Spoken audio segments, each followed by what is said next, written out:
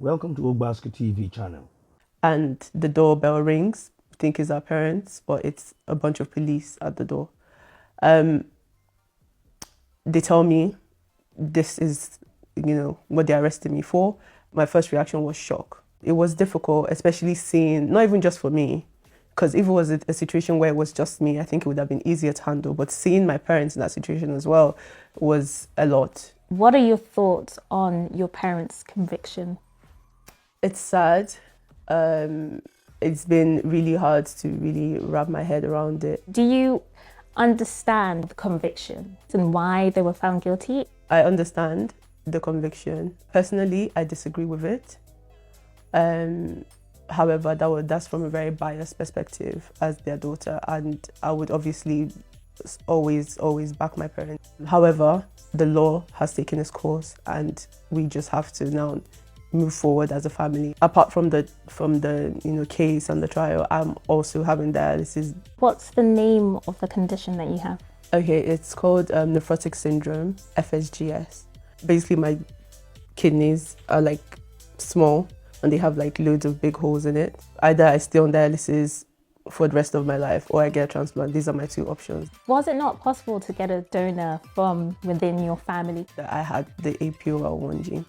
So to us, that kind of meant that, kind of excluded the family, especially on my dad's side, because they have quite a history of kidney conditions. In August of 2021, when obviously I found out that it was a possibility that I would need a transplant, that's when we kind of reached out to people. How involved were you in finding a donor, in particular this young man?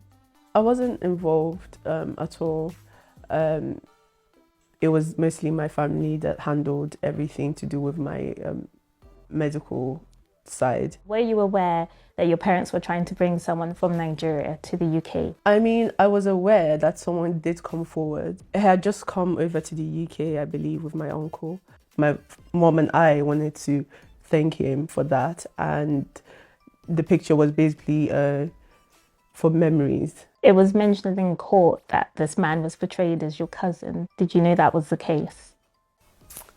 No, you should answer that. Yeah. I mean, I can't answer that. Were you aware that's the narrative that they were going for? To an extent, but not really.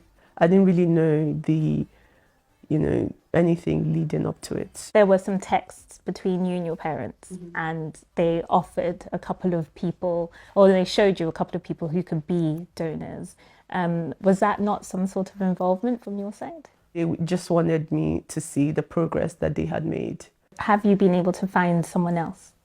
Well, shortly after that, I had put out an appeal and a lot of people came up, but we weren't really able to do anything with that as of now because I'm still on dialysis.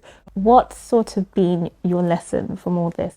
Life is just so dynamic. Like one day you're in your house chilling, the next day your whole life is turned upside down. So that is my main focus, try and help specifically people with kidney conditions, just to show that they don't need to be scared.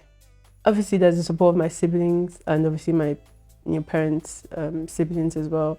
However, I don't think it would ever be the same. I feel guilty because I feel like all this has happened because of me. Thanks for watching and thanks for your time. See you next time.